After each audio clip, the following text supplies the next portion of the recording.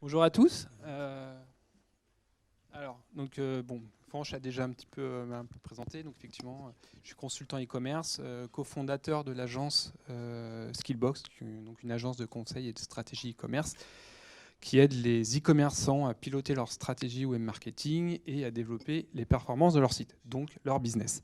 Donc, dans la foulée de ce que vous a expliqué Olivier, donc on a vu le côté interface utilisateur. On va continuer, mais côté chiffres cette fois. En essayant d'en voir un petit peu comment on peut analyser ce qui se passe sur son site grâce à un super outil qui s'appelle Google Analytics et voir quels sont les leviers de croissance qu'on peut utiliser. Donc, les premiers chiffres, on va faire très rapide parce que vous pouvez les trouver assez rapidement. Pour bien comprendre ce que ça représente aujourd'hui le marché du trafic sur les mobiles et les enjeux qui sont liés à ce développement-là. C'est 4,3 millions de Français qui ont déjà acheté à partir de leur téléphone mobile, ce qui fait à peu près 14% des acheteurs en ligne. Donc c'est quand même une part qui est de plus en plus importante et qui est en perpétuelle croissance, parce que j'ai fait un petit benchmark sur 15 sites e-commerce de nos clients pour voir un petit peu comment ça avait évolué chez eux.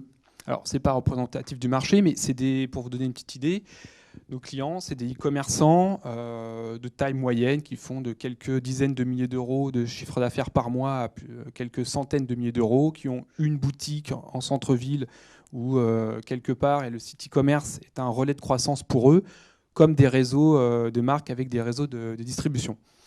Donc sur une quinzaine de sites aujourd'hui, au mois de janvier, tout support confondu, le trafic issu des mobiles au sens large, donc smartphone plus tablette, donc je différencie volontairement les deux parce que vous allez voir par la suite qu'il y a un intérêt. C'était 15% de leur trafic. 10 mois plus tard, donc c'est rapide, 10 mois, on est monté à 23%. Donc il y a déjà une croissance de 51% de leur trafic issu des téléphones mobiles et des tablettes. Sur certains, on a été jusqu'à 36%. Donc évidemment, quand on a 36% de son trafic qui provient de ces supports mobiles, il faut bien se poser la question, est-ce que son site est adapté pour ce type de visiteurs-là? L'autre point, c'est que c'est un peu le même phénomène pour les emails. Avant, les emails, on les consultait sur sa messagerie, sur son ordinateur. Aujourd'hui, les emails, c'est aussi en situation de mobilité. C'est à peu près 25% des emails qui sont lus sur leur smartphone. Donc qu'est-ce que ça implique? C'est qu'aujourd'hui, on ne peut plus se contenter, là aussi, d'avoir un email qui renvoie vers son site e-commerce uniquement lisible sur un PC. Il faut repenser toute la chaîne de consultation d'un email jusqu'au site. Ça a un impact sur la chaîne graphique, sur la chaîne technique, sur la chaîne marketing, et tout ça doit être adapté à ces supports. Donc comment on va faire pour analyser ce qui se passe sur son site? Donc je vous l'ai dit, il y a un outil qui s'appelle Google Analytics, qui est un outil gratuit que vous pouvez installer très facilement sur votre site, qui est un peu complexe, il faut le dire, parce qu'il y a énormément de données qui sont disponibles dans cet outil. La question est de savoir où les trouver et comment les analyser. Donc j'ai fait un petit exercice que vous pouvez reproduire de votre côté. Les slides seront disponibles après, donc vous pourrez les récupérer et faire la même chose pour vous montrer où est-ce qu'on va chercher quelques informations intéressantes. Vous vous connectez et vous allez dans les catégories audience dans un premier temps, puis vue d'ensemble dans la catégorie mobile. Donc là, Google analyse en fait tout le trafic qui vient de ces supports mobiles qu'il est capable d'identifier. Vous définissez une date, donc j'ai pris le mois d'octobre, et automatiquement, Google va analyser ce qui se passe, faire un tri dans le trafic, et lorsque je passe en vue camembert, je vais avoir le résultat. Donc l'exemple sur ce site, c'est qu'aujourd'hui, en tout cas le mois dernier, on avait 16% de son trafic issu des tablettes et 10% issu des mobiles. Donc, ce qui donne un chiffre assez intéressant, parce que là aussi, 26% quasiment de son trafic issu des mobiles. Si le site aujourd'hui n'est pas adapté, on sait qu'on va louper potentiellement 26% de son visitorat, en tout cas des gens qui sont susceptibles d'acheter quelque chose sur son site, mais qui ne vont pas être en situation de confort optimum pour réaliser une vente. Pour continuer à vérifier ça, on va aller chercher ce qu'on appelle le taux de conversion du commerce électronique. Pour ceux qui connaissent un petit peu, C'est le sacro-saint indicateur de performance d'un site e-commerce qui vous indique combien de visiteurs qui arrivent sur le site deviennent clients ou passent commande. Donc en changeant simplement un paramètre, qui est celui-ci, donc c'est au même endroit, audience plus vue d'ensemble, vous avez ici un menu déroulant que vous changez et vous passez de visite à taux de conversion du commerce électronique. Automatiquement, les chiffres vont se mettre à jour et vous allez avoir le taux de conversion qui s'affiche. Donc on voit que de manière générale, donc desktop, c'est les écrans PC, hein, on a 3,4% de conversion. Donc c'est plutôt un bon taux. Il faut savoir qu'en moyenne, sur une boutique en ligne qui a quelques années d'existence, on est plutôt autour de 1%. Donc là, on est sur un site qui a une bonne maturité et des bonnes performances. Ce qu'on constate, et c'est assez logique, c'est que tout de suite, le taux de conversion sur les tablettes est inférieur. Olivier nous a fait la démonstration il y a quelques minutes. Il y a toujours des erreurs d'ergonomie qui font que, évidemment, l'efficacité du site est moindre et donc le taux de conversion baisse. Donc là, on a 1% de différence. Et si on continue, on descend sur les mobiles, et ben on continue évidemment, interface encore plus petite, problème d'ergonomie encore plus important. Donc on arrive à un taux de conversion qui est de 1,15%. Donc du coup, en réalité, c'est un bon taux hein, par rapport à ce qu'on peut constater. Mais c'est quand même quasiment 3 fois moindre que le taux de conversion normal. Donc si on continue l'analyse, c'est de se dire, OK, le taux de conversion baisse à chaque fois que je change de support, mais concrètement, si on parle argent, qu'est-ce que je perds ou qu'est-ce que ça me rapporte? Donc là, j'ai à nouveau changé le menu. Donc on sélectionne chiffre d'affaires, et pour avoir la contribution du chiffre d'affaires dans le chiffre d'affaires total par canal, on va aussi changer ces indicateurs-là. Donc vous avez deux menus déroulés à changer, et vous mettez sur chiffre d'affaires.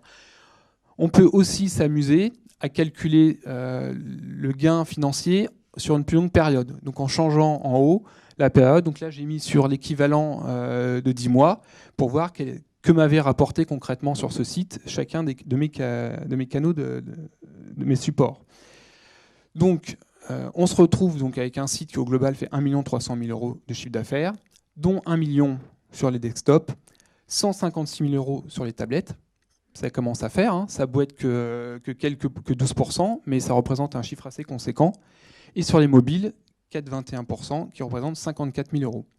Donc là, clairement, on voit qu'il y a un enjeu sur ce site à passer sur une version mobile, aussi bien pour les tablettes que pour les smartphones. Effectivement, pour Google, mobile, c'est smartphone, je précise.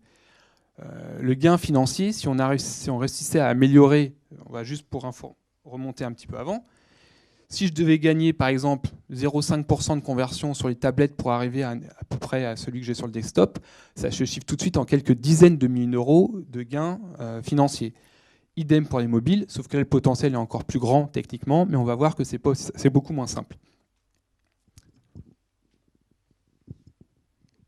On peut aussi savoir la répartition par appareil. Alors ça, c'est très important, parce que pour ceux qui vont faire l'exercice chez eux, vous allez sûrement remarquer, comme la majorité des sites e-commerce, qu'environ 60% du trafic issu des mobiles en fait, vient des produits Apple.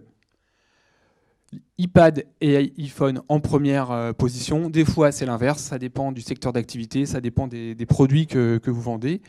Mais vous avez simplement besoin d'aller dans l'onglet Appareil, et ça permet de mettre à jour ce graphique en choisissant toujours le graphique en camembert. Donc là, on voit que les iPads, c'est 45% du trafic. Donc c'est bien ce que vous expliquez à nouveau, Olivier. D'où l'intérêt d'avoir un site qui est en priorité adapté pour les tablettes et si possible pour l'OS d'Apple. Et ensuite, les iPhones. Donc ça suit globalement, on va dire, le taux d'équipement du marché et les ventes, hein, sachant que quand même globalement, tout ce qui est Android remonte très très fortement, souvent trusté par Samsung. Donc ça vous permet là aussi de faire un choix. C'est-à-dire que si demain je dois faire une refonte de mon site ou développer une application, est-ce que je la fais en priorité sur Android, en priorité sur Apple? Vous avez la réponse. Ici, c'est forcément Apple et il y a peu de chances que vous ayez une réponse différente sur votre site. Donc ce qu'on vient de voir, c'est, on va dire, une grande règle. Au final, la conclusion qu'on en tire, c'est que dans tous les cas, les supports mobiles sont moins performants pour la conversion de votre site e-commerce. Le desktop, bon, on va dire que c'est le niveau référent, hein, bien entendu. C'est le taux de conversion. Donc quand je parle de conversion, je parle au sens large, hein. On va se rendre compte que les tablettes sont souvent légèrement, voire un peu quand même inférieures en termes de performance. Et les smartphones, là, sont bien en dessous. Ce qu'on a vu avant, c'est plutôt un bon exemple en fait, qui n'est pas très courant. La tendance veut qu'il y ait plutôt un ratio de 5 à 10 fois moins de résultats sur les sites qui ne sont pas adaptés pour les smartphones. Du coup, je vais vous faire un deuxième petit cas pratique avec cette fois-ci des vrais chiffres. Alors, je ne vais pas pouvoir vous citer les clients, le deuxième oui, mais pas celui-ci.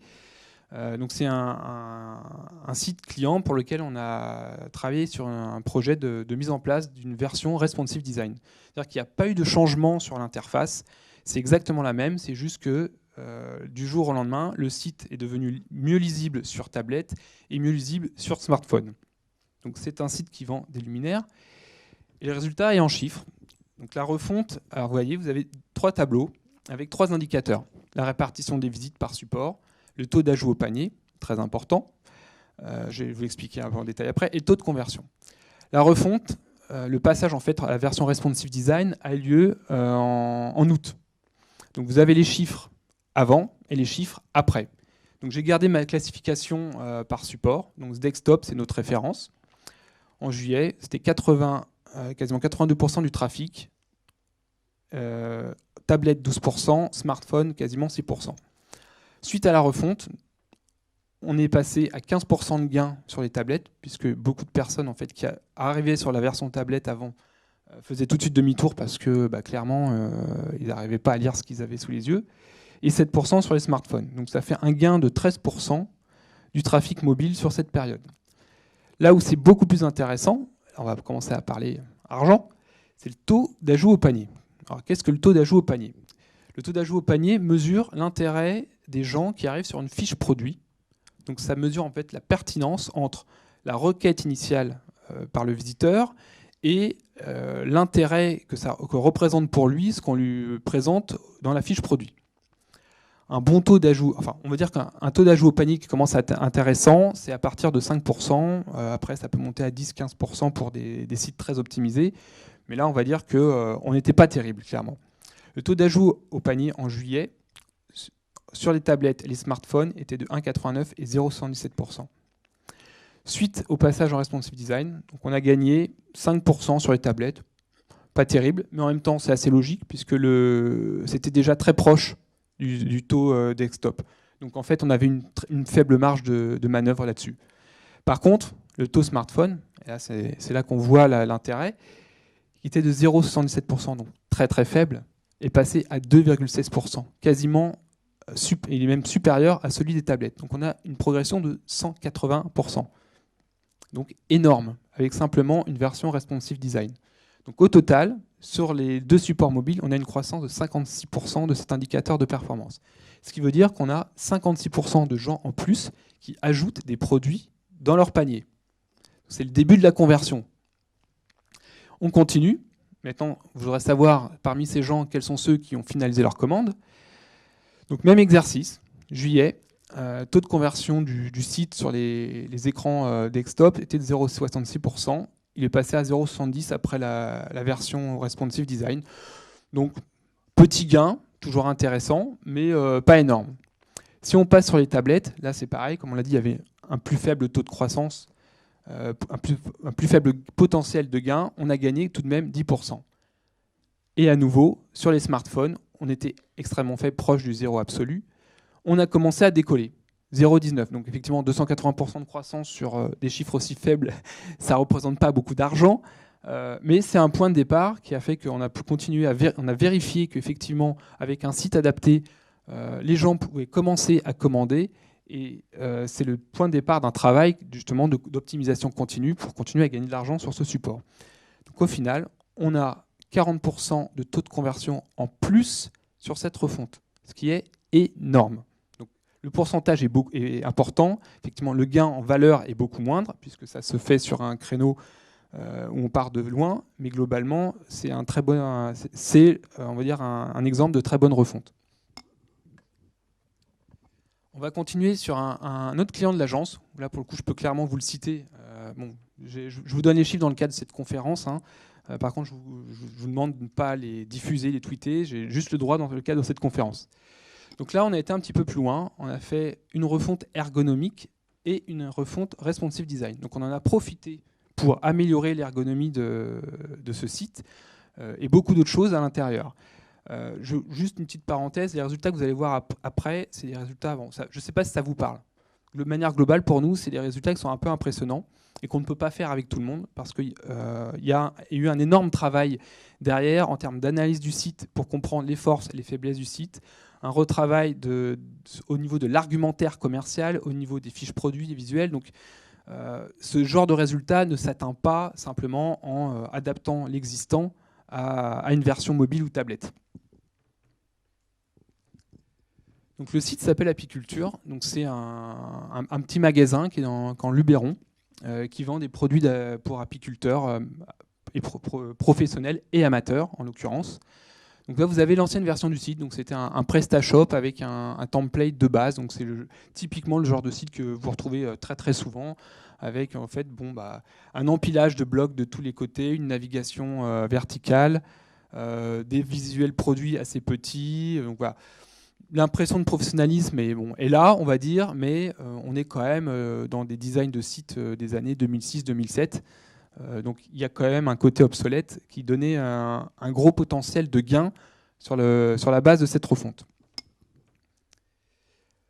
Donc on est passé à ce design-là. Donc c'est l'équivalent de la fiche produit que vous avez vue avant, où là on a retravaillé toute l'organisation de la navigation, les visuels produits, la mise en avant du cross-selling, les boutons, les call to action, donc d'ajout au panier, on a rajouté des avis clients, beaucoup d'informations qui ont du coup influencé ce qu'on appelle la rassurance et qui ont permis de trouver plus facilement les informations importantes et surtout d'orienter plus facilement le visiteur dans sa commande avec des call to action beaucoup plus visibles. Le résultat, c'est plus 81% de conversion sur les supports mobiles. Il y a aussi eu un impact sur le site standard, mais c'est surtout au niveau des mobiles que ça a été impressionnant. Donc, même exercice, on voit que par exemple la répartition des visites sur les tablettes n'a pas beaucoup changé. Sur les smartphones, beaucoup plus. Évidemment, le site avant était juste illisible en l'état sur des smartphones. Donc, ça a déjà beaucoup plus. On a pu capter beaucoup plus d'utilisateurs sur les smartphones. Taux d'ajout au panier. Alors là, c'est là que ça commence. On avait un taux de 2,38% sur le site desktop, 2,22 sur les tablettes, c'était déjà pas mal à l'époque, et 1,59 sur les smartphones. Suite à la refonte, on est arrivé à 9,37, 8,26, 7,10.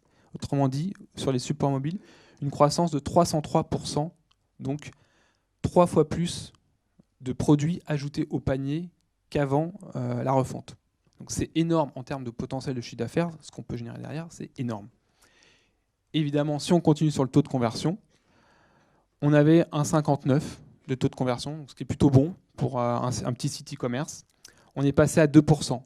Et derrière, ça a suivi. On avait 0,83 sur les tablettes, on est passé à 1,67%. Vous voyez que le taux de conversion du coup sur les tablettes s'est énormément rapproché de celui des desktops. Ce qui est logique, puisqu'à un moment, les deux interfaces avaient quasiment la même efficacité.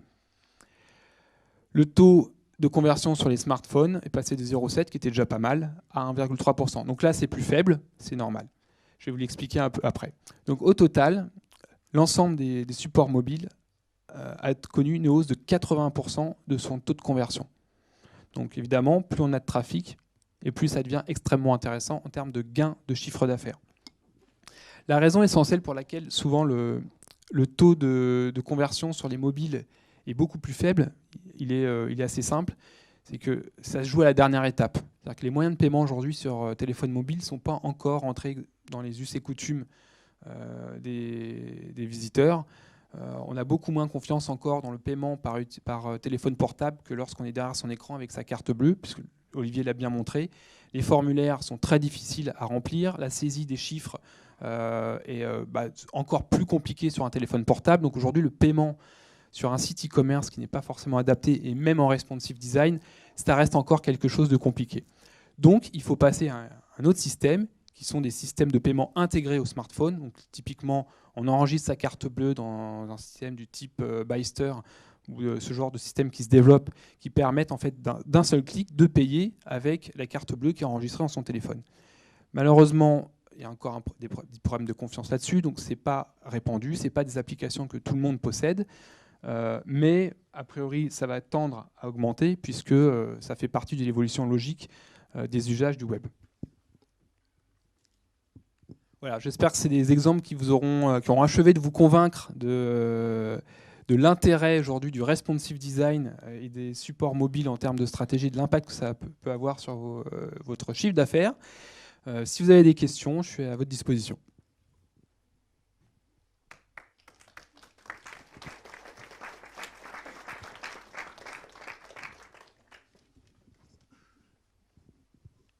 Est-ce qu'il y a des questions? Non, c'était clair, c'était trop technique? Les chiffres, plus durs. Oui, une question.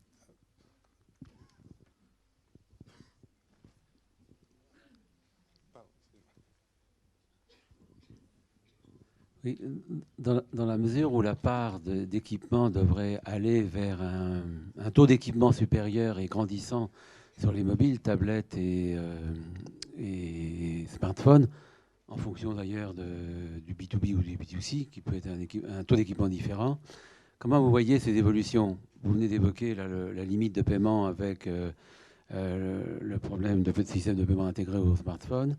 Est-ce que c'est une condition nécessaire pour qu'il y ait une évolution ou un gap important dans l'augmentation du taux sur smartphone ou Oui, comment vous voyez l'évolution? Ou est-ce qu'on va rester 50-50 sur le desktop ou...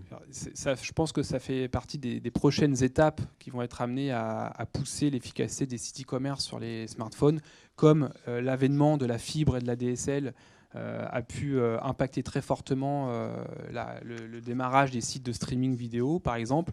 Aujourd'hui, clairement, la limite sur les smartphones pour le e-commerce, c'est le paiement en ligne. Il y a des solutions qui se développent. Les Américains sont beaucoup plus en avance que nous là-dessus. Ils ont 4-5 ans d'avance, ce qui fait que les taux de conversion qu'on trouve sur les sites américains au niveau des tablettes et des smartphones n'a rien à voir avec ce que nous avons aujourd'hui en France. Ils sont quasiment équivalents. En fait, eux, ils sont linéaires. C'est-à-dire qu'on soit sur desktop, smartphone ou tablette, on a quasiment les mêmes résultats. Nous encore, on a des gros écarts. Parce qu'on est un peu plus lent culturellement à s'adapter à ce type d'évolution. Mais voilà, il faut regarder ce qui se fait aux États-Unis. En général, on sait que c'est ce qui nous attend dans les quelques années qui suivent. Alors moi, j'ai profité d'avoir le micro.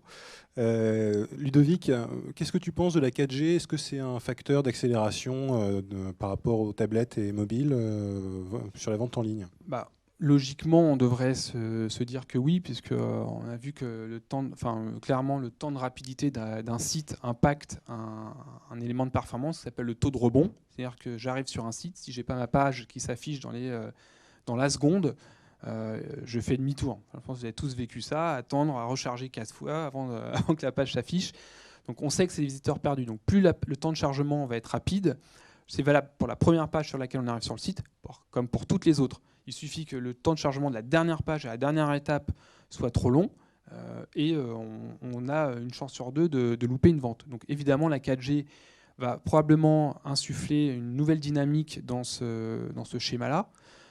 Maintenant, ça ne résoudra pas la question des applications de paiement.